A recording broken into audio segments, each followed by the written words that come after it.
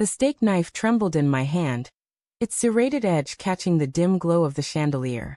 Sarah's words hung in the air like smoke, curling around my throat. I fantasize about him when we're together.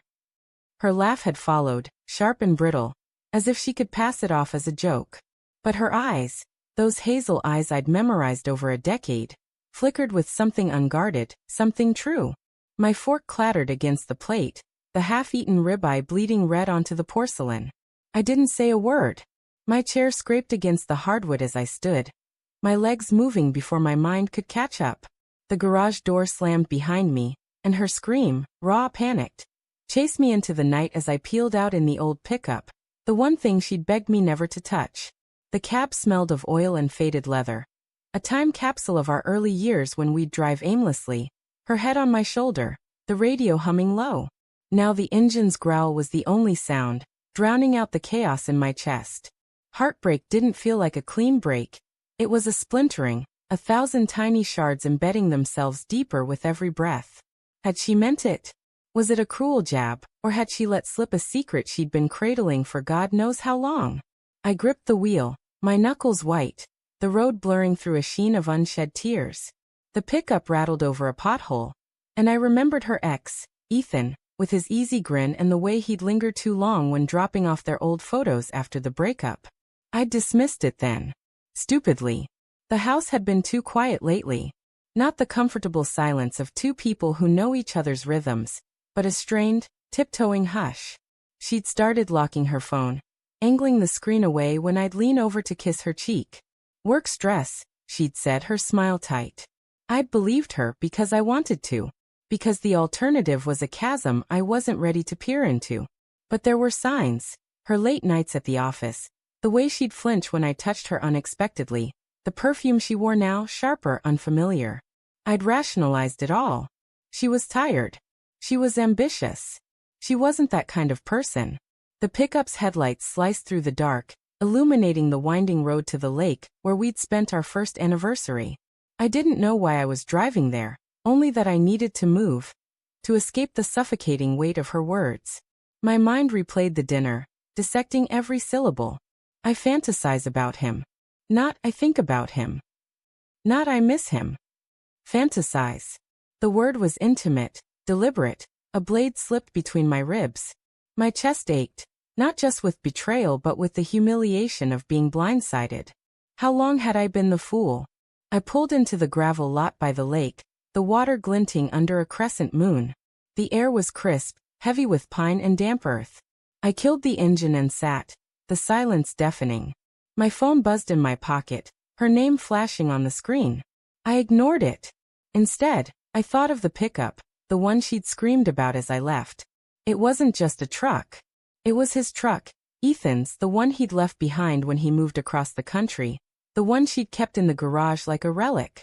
She'd said it was sentimental, a reminder of her past. I'd never questioned why she clung to it, why she'd panic when I suggested selling it.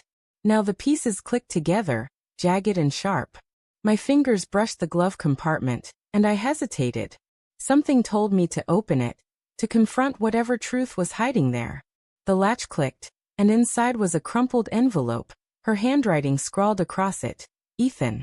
My stomach lurched. I tore it open, the paper soft and worn, as if it had been handled 100 times.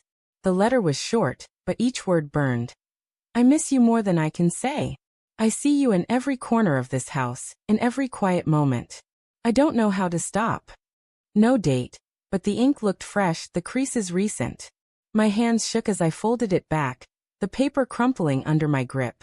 She hadn't just fantasized. She was still in love with him. The phone buzzed again, relentless. This time I answered, my voice low, unsteady. Why, Sarah? Her breath hitched on the other end, a sob breaking through. James, where are you? Please come back. I didn't mean it. It was a stupid thing to say. Stupid. I laughed, the sound hollow. You don't accidentally say you fantasize about your ex. You don't accidentally keep his truck like a shrine. You don't accidentally write him letters. Silence stretched, thick and damning. When she spoke, her voice was small, cracked. I didn't send it. I swear I never sent it. But you wrote it. My throat tightened. You're still in love with him. No, she said too quickly. I love you. I got lost, James. I don't know how it happened. I closed my eyes, the lake's stillness mocking the storm inside me. When did it start? The calls, the messages, when? There were no calls, she whispered. Just thoughts. Memories. I didn't act on them. Then why the letter? I snapped, my voice rising. Why keep his truck? Why say that at dinner, like it's some fucking joke? I don't know, she cried. I was angry, okay? You've been so distant, always working, always distracted. I wanted to hurt you to see if you'd care. Her words stung, but they didn't absolve her. They only deepened the fracture. So this is my fault? I'm the one who made you cling to him. No, she said softer now. It's mine. I'm sorry, James. Please come home. I hung up, my pulse hammering. The letter lay crumpled on the passenger seat, a silent accusation. I wanted to believe her, to cling to the life we'd built. The late-night talks, the way she'd laugh at my terrible cooking, the promises we'd made under this very lake's stars. But love doesn't survive on hope alone. It needs truth, and hers was slipping through my fingers. I drove back slowly, the pickup's engine a low growl. The house was lit up when I arrived, every window glowing like a beacon. Sarah stood on the porch, her arms wrapped around herself, her face streaked with tears. I stepped out, the letter in my hand, and her eyes widened. James, she started, but I held up a hand. Tell me the truth, I said, my voice steady despite the ache. Did you see him? Did you talk to him? She shook her head, her lips trembling. No. I swear. It's just he's a ghost I can't shake. But I don't want him. I want you. I searched her face, looking for the woman I'd married. The one who'd promised me forever. But all I saw was doubt. A crack in the frame of our life that no apology could mend. I handed her the letter, my voice barely a whisper. Then why does this feel like goodbye? She took it, her fingers brushing mine, and for a moment, I wanted to pull her close, to pretend none of this had happened. But as she sobbed, clutching the paper, I turned back to the pickup.